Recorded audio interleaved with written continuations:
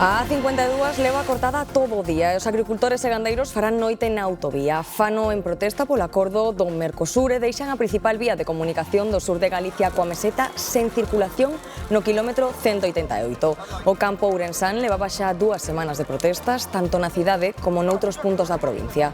Un amplo dispositivo da Garda Civil de Tráfico está a actuar na zona e están a desviar os vehículos que van cara a Madrid pola Nacional 525. Con este acordo, o único que podemos esperar é a ruína total, tanto para agricultores como para gandeiros. Non podemos competir cos produtos que van vir da fora, porque os produtos que van vir da fora non van cumplir as garantías que nos exixen cumplir a nós. O Goberno Central defende que o novo modelo de financiamento para 2027 é máis solidario, pero hai grandes diferenzas entre comunidades. Cataluña recibirá máis de 4.600 millóns de euros só por detrás de Andalucía, que a pesar desta inxección económica seguirá pertencendo ao grupo de comunidades infrafinanciadas. Grupo no que entrará Galicia, ainda recibindo máis de 500 millóns. Dende o PP defenden a creación dun novo sistema no prazo dun ano tras acceder a Moncloa. E hai unha semana que os Estados Unidos interviñan en Venezuela e atrapaban a Maduro. Despois de 7 días, a presidenta interina, Delcy Rodríguez, mantén os contactos con diferentes dirixentes políticos. Na mentres, Trump declara a emerxencia nacional para protexer os ingresos do petróleo venezolano en contas estadounidenses. Fora dos despachos familiares dos presos políticos organizan vigilias para exixir a liberación de todos eles. Manifestación este mediodía en Santiago, a favor e en apoio ao réxime de Nicolás Maduro, baixo o lema Alto a agresión yanqui contra Venezuela pola paz e a soberanía dos povos. Os manifestantes denunciaron o que cualifican de intervención imperialista de Estados Unidos en Venezuela. A marcha estivo encabezada polo BNG dentro doutros partidos de esquerdas. Esta primeira fin de semana de rebaixas trouxo moito movemento de ambiente nas zonas comerciais. Un sábado de mirar, comparar, aproveitar os descontos e quizáis darse algún capricho pendente. De media, os consumidores gastaremos uns 105 euros, un 4% máis que o ano pasado. Aínda que, ollo, os galegos somos os que menos compras faremos de toda España.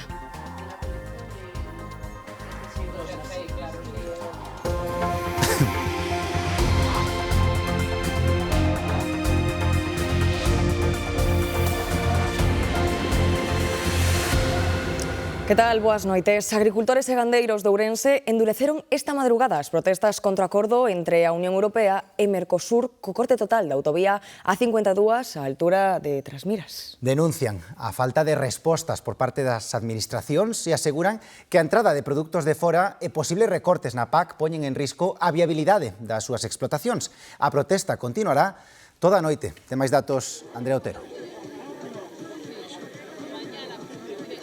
Sí, efectivamente, levan aquí dende as 6 da mañá no quilómetro 188 da 52 a altura de Abavides e segundo nos contan van continuar durante toda a noite mesmo de xeito indefinido a través dun sistema de quendas fano precisamente para protestar contra o acordo da Unión Europea con Mercosur que elimina boa parte das barreiras comerciais co continente americano e segundo os gandeiros e os agricultores isto é un gran golpe para o sector primario. Levan protestando dende o pasado 29 de decembro e van continuar de xeito indefinido ata conseguir un acordo que asegure o futuro do rural.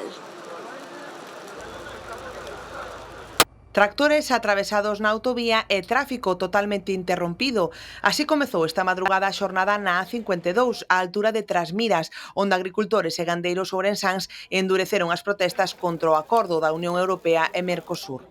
É un paso máis nas nosas reivindicacións, levamos desde o 29 asentados en Ourense, fixemos unha tratorada, solicitamos reunións coas administracións pertinentes e competentes. Aquí andan pasando as administracións a pelota dun tellao para outro, un nos dice que unhas competencias son dun lado, outras competencias son do outro, vas a outro sitio que nos mandan aquí. O corte da A52 prodúcese despois de que os países da Unión Europea deran luz verde ao acordo con Mercosur, pendente da súa sinatura definitiva o día 17. Os gandeiros e agricultores ourensáns piden apoiar o produto nacional se finalmente se aproba o tratado. O único que podemos esperar é a ruína total, tanto para agricultores como para gandeiros.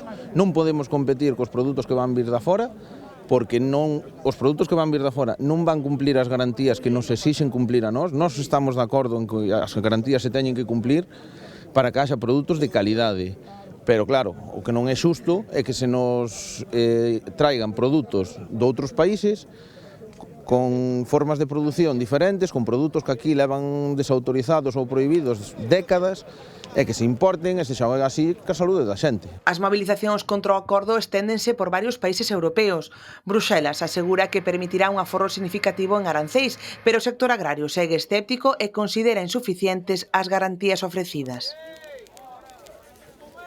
A Consellería de Medio Rural apoia o sector agrogandeiro. María José Gómez asegura que van reclamar cláusulas de salvagarda para garantir as mesmas exixencias para todos. Dende a Consellería do Medio Rural manifestamos tamén esas dúbidas, igual que o están facendo os gandeiros, e exiximos que haxa cláusulas de salvaguarda para que calquera produto que entre de terceiros países teña que cumplir coas exixencias que teñen que cumplir os produtos da Unión Europea. Tamén seguen as movilizacións noutras partes de España contra o acordo comercial entre a Unión Europea e Mercosur. Gandeiros e agricultores continuaron este sábado con tractoradas, cortes de estradas en varios puntos de Cataluña, entre elas o paso fronteirizo con Francia no Coldares e o bloqueo do porto de Tarragona. En Cantabria, os gandeiros que pasaron a noite cos seus tractores en Santander fronte á delegación do Goberno regresaron ás súas explotacións atravesando novamente o centro da cidade. No es una cosa solo nuestra, afecta a todo el sector, afecta a toda la gente, al resultado del consumidor. Perderemos la soberanía alimenticia del país y en un futuro esto traerá consecuencias graves. O financiamento autonómico é o novo referente do debate político. Dende o PSOE, María Jesús Montero nega que se pactase un cupo especial para Cataluña. No Partido Popular din que acabarán con novo modelo de financiamento, se sae adiante cando cheguen a Moncloa. Mentres, Oriol Junqueras reclama que Cataluña ingrese o 100% do IRPF. Desde o PSOE, María Jesús Montero explica que o novo sistema de financiamento autonómico reforza os servizos sociais de todos e que é mentira iso de que negociaran un cupo catalán. Y espero que pida a alguien perdón alguna vez respecto a que el Gobierno de España estaba traicionando al país, traicionando a Andalucía, porque estaba acordando un cupo catalán. No Partido Popular son expeditivos. Miguel Tellado sostén que o Goberno tenta comprar o apoio do separatismo e anuncia que revertirán un novo modelo de financiamento tan pronto como cheguen a Moncloa. Cuando Feijóo llegue a Moncloa, lanzará un nuevo sistema de financiación en el plazo de un año. Un sistema justo, un sistema solidario, un sistema bueno para el conjunto del país. Ya está bien de que el rumbo de España lo decidan los Junqueras, los Oteguis y un puñado de corruptos. O presidente catalán, Salvador Illa, di que chegou a hora de facerlles dúas preguntas clave ao PP e a Junts sobre financiamento autonómico. Vamos a pedir una doble prueba del 9. Lo primero, ¿qué habéis hecho para resolver este asunto? ¿Qué propuestas hacéis? El modelo permite que no lo apliquéis si no queréis. En Esquerra Republicana recoñecen que co novo modelo Cataluña ingresaría o 80% do IBE, o 55% do IRPF e o 58% dos impostos especiais. Pero Junqueras non se conforma. Esperem que aquest acord es complementi. Esperemos que este acordo se complemente nas vindeiras semanas tamén cun acordo sobre como desbloquear o cobramento do 100% do IRPF. El 100% del IRPF. Sobre este novo modelo pronunciouse Miguel Corgos. O conselleiro de Facenda asegura que fora deste sistema de financiamento Galicia xa está cobrando parte das inxeccións anunciadas. Corgos láiase dunha proposta que está elaborada con falta de transparencia e que o maltrato di a Galicia xa vende atrás. Non pode ser máis desalentadora para a nosa comunidade autónoma porque esta proposta é decepcionante e maltrata a nosa comunidade autónoma. Os galegos supoñemos o 6% da poboación das comunidades de réxime xeral. Por lo tanto, ao 6% da poboación de réxime xeral se adica o 2,7% dos novos recursos, menos da metade do que nos correspondería. Alberto Núñez Feijóo reunirá os presidentes autonómicos do PP o próximo domingo en Zaragoza para facer unha fronte común contra a proposta de financiamento do Goberno. Anunciouno nunha intervención a porta pecha na reunión de parlamentarios que os populares celebran esta fin de semana na Coruña, na que tamén estivo o presidente do Partido Popular de Galicia, Alfonso Rueda. Neste encontro, os populares avanzaron tamén que van citar na Comisión de Investigación do caso Coldo o exasesor da Moncloa, Francisco Salazar, apartado do cargo tras ser denunciado por acoso sexual, e o expresidente Zapatero. Los españoles tienen derecho a saber si uno de los expresidentes del Gobierno de España ha utilizado el buen nombre de nuestro país para blanquear a un régimen sanguinario a cambio de negocios. Zapatero representa la corrupción del PSOE y Salazar representa el machismo de este Gobierno y el machismo del Partido Socialista. Y a los dos les vamos a hacer comparecer en el Senado. Carles Puigdemont pediu a través das redes sociais seguir loitando por Cataluña no 10º aniversario da súa elección como presidente da Generalitat. O líder de Junts di que hai valores e principios que fixeron que Cataluña sobrevivira a todas as ameazas e polos que, segundo di, vale a pena seguir loitando. Este sábado tamén se celebrou o Comité Nacional dos Socialistas Galegos. O secretario xeral do PSDG defendeu a súa xestión ante as denuncias por suposto acoso sexual e laboral contra diversos cargos socialistas. Gómez Besteiro afirma que actuou con firmeza e rigor e respectando a legalidade. Tanto en Lugo, ante a acusación de acoso sexual o xa expresidente da Deputación, José Tomé, como en Barbadás, coa acusación de acoso laboral contra o aínda alcalde Xosé Carlos Valcárcel. Nun discurso no que tamén instou a Xunta a negociar a financiación local. Besteiro eludiu referirse ás denuncias contra Inés Rei, pendente de resolver por Ferraz. Somos un partido feminista e comportámonos como tal. Por iso nos repugnan os comportamentos de quen traizoa os nosos valores, de quen foi incoherente coa súa militancia e cos seus actos. O vivido nas últimas semanas non é un síntoma de debilidade, é a consecuencia dunha profunda conciencia feminista que forma parte esencial do noso ADN como partido e como organización.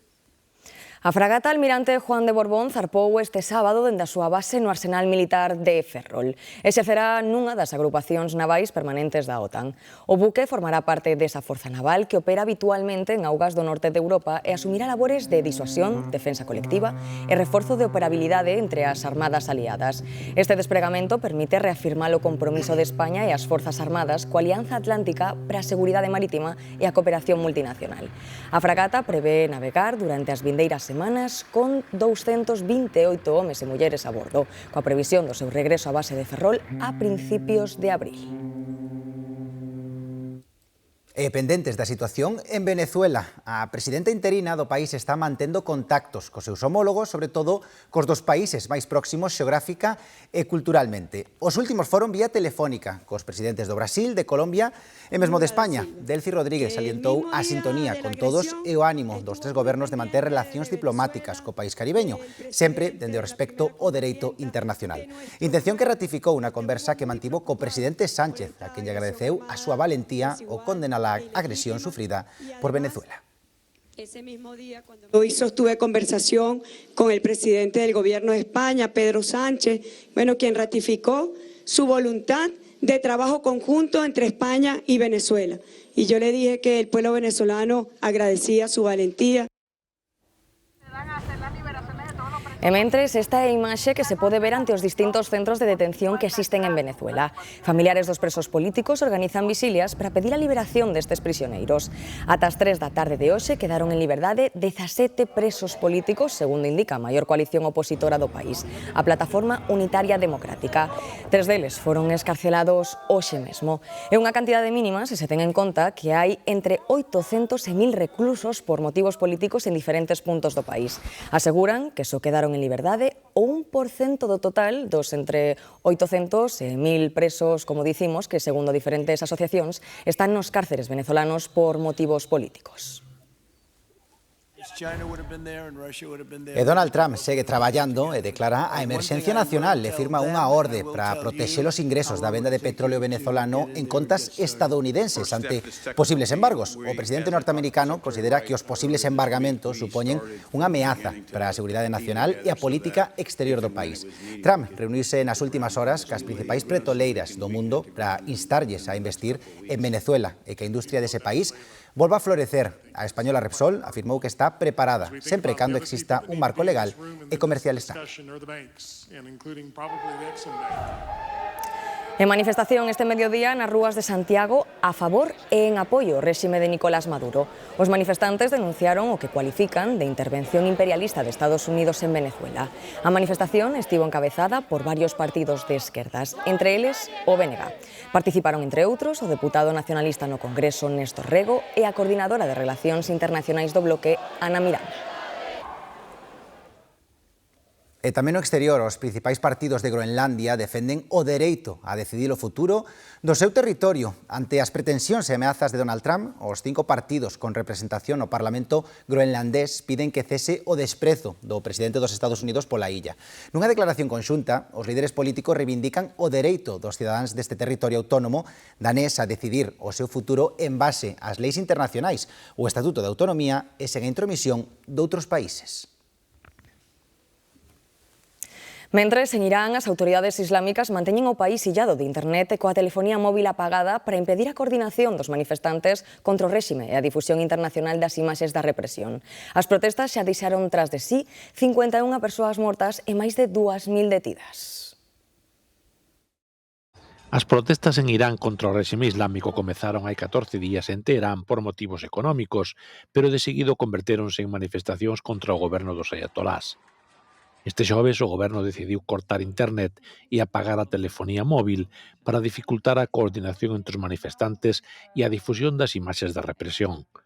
Agora mesmo só saen ao exterior imaxes difundidas desde teléfonos con conexión satelital. Sen cifras oficiais, a ONG Dereitos Humanos en Irán asegura desde Oslo que nestas 2 semanas de protestas morreron polo menos 51 persoas e máis de 2.000 foron detidas. A Axencia Oficial de Irán confirmou a morte de 2 policías e o incendio provocado dunha mesquita.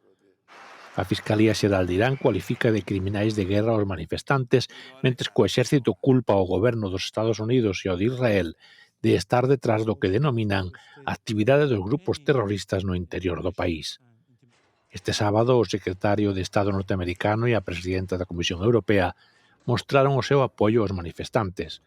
O presidente dos Estados Unidos, Donald Trump, leva algún tempo advertindo dunha posible intervención militar se o goberno de Irán segue reprimindo a súa poboación. O herdeiro do último xa de Irán, Reza Pahlavi, desde a súa casa nos Estados Unidos, pediu a convocatoria dunha folga indefinida. O réxime, encabezado polo líder supremo, Ayatollah Ali Khamenei, prepara para este luns en Teherán unha gran manifestación dos seus partidarios. E de volta a España, a Policía Nacional investiga a morte de 2 rapaces en Logroño. Atoparon os seus corpos ao pé dun edificio en construción. Son un mozo de 20 anos e un adolescente de 13. Aparentemente, os cadáveres non presentaban signos de violencia. A policía sospeita que se precipitaron dende o inmoble de forma voluntaria e tratan de determinar aínda as circunstancias. Un ciclista de 44 anos faleceu este sábado tras unha caída cando circulaba por unha estrada no concello de Cangas. A caída produciuse concretamente nunha estrada no lugar de Herbello, na parroquia de Aldán. Unha persoa atopou o ciclista inconsciente e avisou os servizos de emerxencia. Cando chegaron ao lugar, malia os intentos por reanimalo, finalmente só puideron confirmalo o seu falecemento. No barrio de Coia, en Vigo, a veciñanza da Miñoca denuncia os problemas de seguridade provocados polo tráfico de drogas en varias vivendas ocupadas e din que a preocupación vai a máis tras os últimos incidentes. Este xoves produciuse un incendio que queimou unha das casas, fai unhas semanas houbo unha liorta con armas brancas e antes do Nadal apareceu unha persoa morta por sobredose. Os residentes denuncian o tráfico de drogas constante na zona. Bueno, que hai droga, é o que hai. Entonces veñen por aí a comprar e claro, moitos non traen cartos, queren a cousa e a pelea. Entón a policía está a cada momento. Eu paso por aí ás veces coa perra e a mí nunca tuve problema. Nas últimas horas, as redes sociais fixeron viral o roubo que sufriu hai unhas semanas un restaurante de comida asiática da Coruña. As imaxes dunha das cámaras de vixilancia do local mostran o sinxelo que lle resultou ao delincuente facerse cos cartos da caixa. Apenas 10 días despois, volveu para intentar repetir a xogada. Sucedeu xusto ao finalizar unha das quendas, mentres os empregados do restaurante comían ao fondo do local. O ladrón atopou o enreixado a medio subir, a porta aberta e a recepción desatendida. Tardou 20 segundos en decatarse de que tamén tiña acceso libre á caixa rexistradora e 10 segundos máis en marchar sen excesiva presa con parte dos ingresos da xornada. El chico entró, vio que estábamos comiendo, teníamos la llave puesta en la caja porque no nos esperábamos que pasase estas cosas y cogió el dinero que había. Nos dejaron billetes de 5 y de 10 para el cambio, pero se llevaron todos los billetes grandes de 20, de 50, lo que había en la caja. Unha semana e media despois, o ladrón volveu ao mesmo escenario, pero as circunstancias xa eran outras, porque o restaurante reforzara a seguridade. Un traballador sorprendeuno cunha das tablets dos pedidos na man. Desta volta quedou sen botín. Xiao decidiu contar a experiencia nas redes sociais para que ninguén peque, como fixo ela, de exceso de confianza. Para que también la gente no se le ocurra como hacer eso, que es dejar la caja abierta, la puerta de par en par, para que la gente le conozca, que no le pase lo mismo, porque me dijo la policía que cuando lo cogieron, que también había robado en más sitios de la zona. Roubos de pouca contía que, non obstante, causan inseguridade no comercio.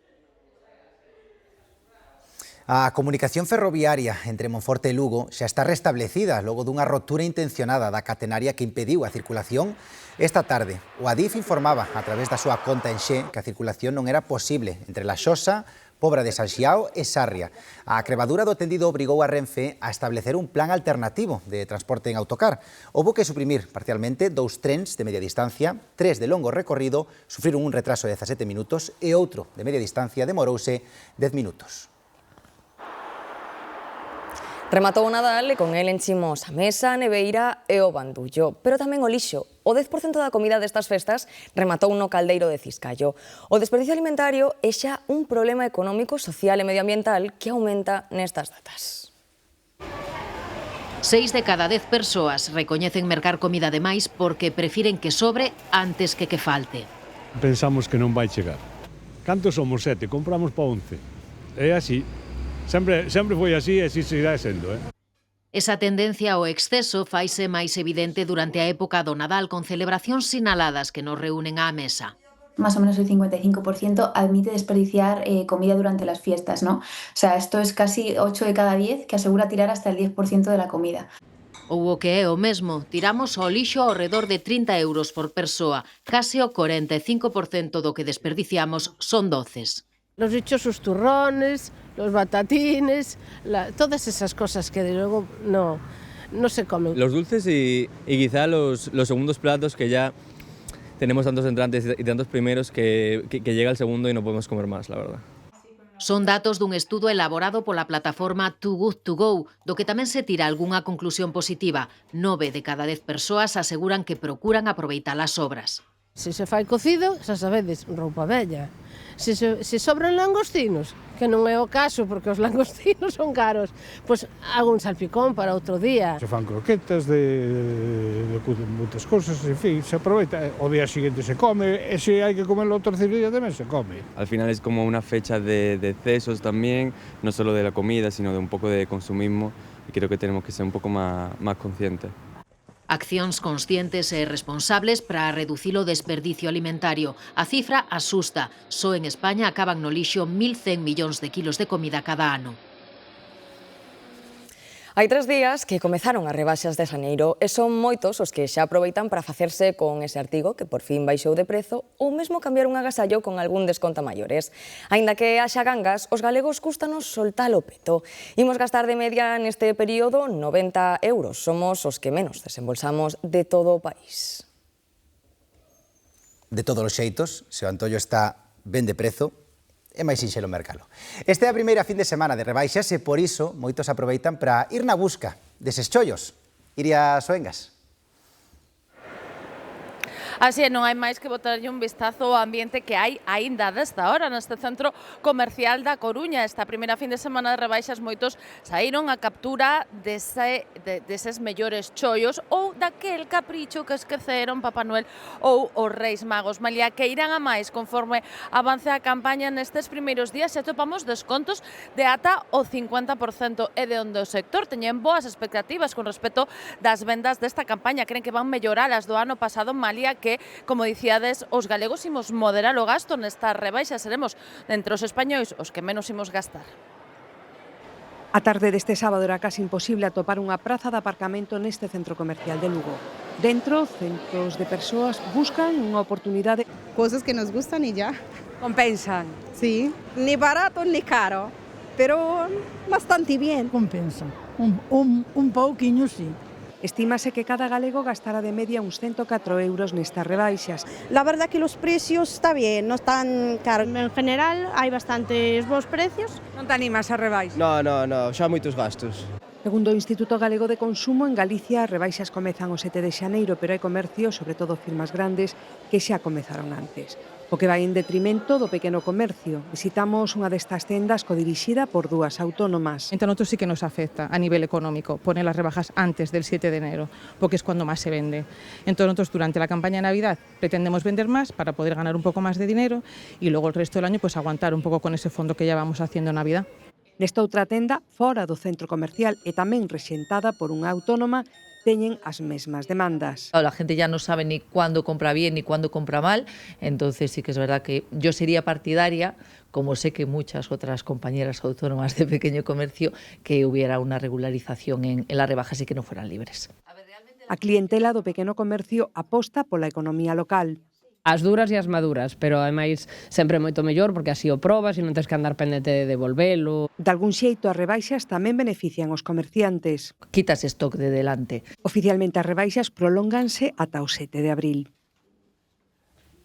A neve foi a protagonista hoxe nas zonas altas de montaña. O sábado amenceu con acumulacións superiores aos 5 centímetros en cotas por riba dos 1000 metros. Estas imaxes son de Pedrafita do Cebreiro, onde o tempo invernal, como están a ver, atraeu moitos visitantes desexosos de gozar da paisaxe e tamén de xogar ca neve. Temos unha nena pequena e xa leva días preguntando pola neve e había que vir á neve. Temos o coche, comida e para aquí a pasar o día. Caímos varias veces, non? Varias culadas. Pois máis ou menos 5 ou 6. Y para mí de Brasil entonces que es caliente, viene aquí la nieve, está muy bueno para nosotros. Ir comiendo y disfrutar con los amigos. E que ben o pasaron. A neve tamén afectou a outras comunidades españolas, sobre todo na metade norte. Sí, e mesmo obrigou a cortar ata 40 estradas da rede estatal. Aquí, do que non nos libramos, é do frío. Aínda que mañá prevese que suban un chisco as mínimas. Demetrio Morenza. Pero non hai que enganarse, continuamos en inverno, así que as temperaturas siguen a ser baixas, moi baixas. Agora mesmo aquí en Lugo, onde nos atopamos, os termómetros marcan eses 7 graus. Pero é verdade que ao longo de toda esta xornada de sábado, na provincia de Lugo, moitos puntos non superaron os 2 graus ao longo de todo o día. E agora o que faltaba, a chuvia que fai acto de presencia. As previsións apuntan que para mañá darános un pequeno respiro. As máximas subirán algo, pero as mínimas, dicíamos, non hai que esquecer que seguimos en inverno, así que manteremos esas temperaturas de 4 e 3 graus nas próximas xornadas. Grazas, Demetrio. Vilagarcía reivindicou a súa vinculación co Reino Unido cunha cerimonia do té da tarde o máis puro estilo británico. Un té que serviron acompañado dos petiscos tradicionais, como son os sándwiches de cogombro, os escones con tona e marmelada ou as pastas.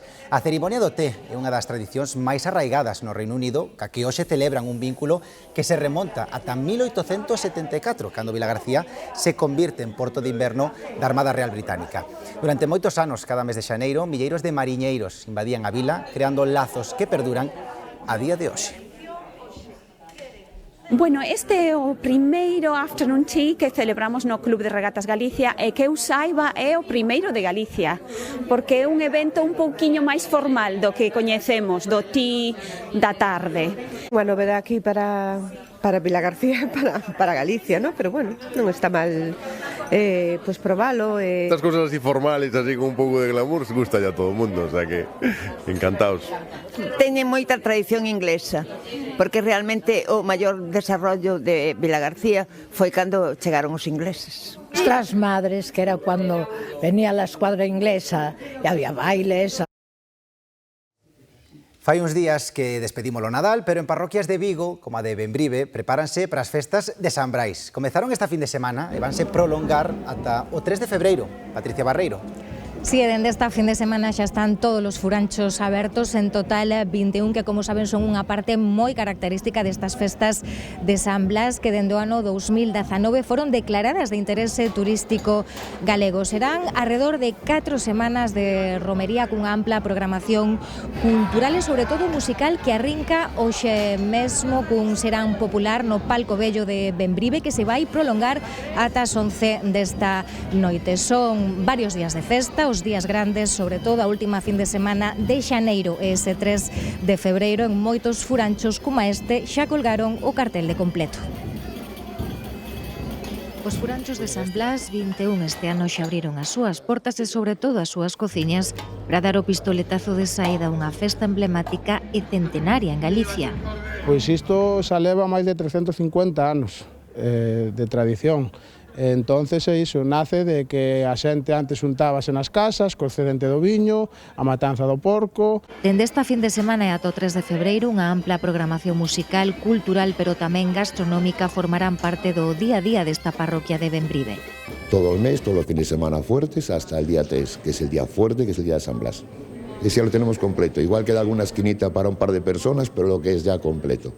O ambiente irá de menos a máis ao longo das próximas semanas, este sábado xa con actuacións e gran ambiente nos propios furanchos e cun serán popular no Palco Vello da Música.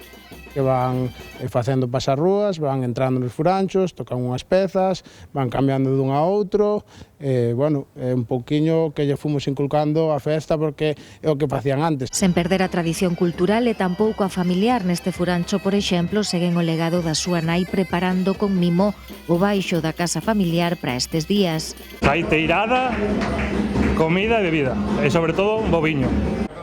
Este ano a novidade é a Compostelana Furancheira, unha tarxeta de selos que os visitantes poderán completar visitando os distintos establecementos para poder optar a un cocido gratuito. Varios mozos e mozas de 18 anos puideron entrar este sábado no lugar máis emblemático da arte rupestre. Gozaron de 8 minutos irrepetibles ante as pinturas da cova orixinal de Altamira en Cantabria. Estes mozos, nacidos en Santillana do Mar, foron seleccionados entre os 21 inscritos para admirar a Capela Sixtina da arte rupestre. A visita realizouse seguindo un estricto protocolo que converte a experiencia nalgo extraordinario. Primeiro, admirando a neocova e a súa réplica que permite contextualizar os xacementos sen poñer en risco a súa conservación.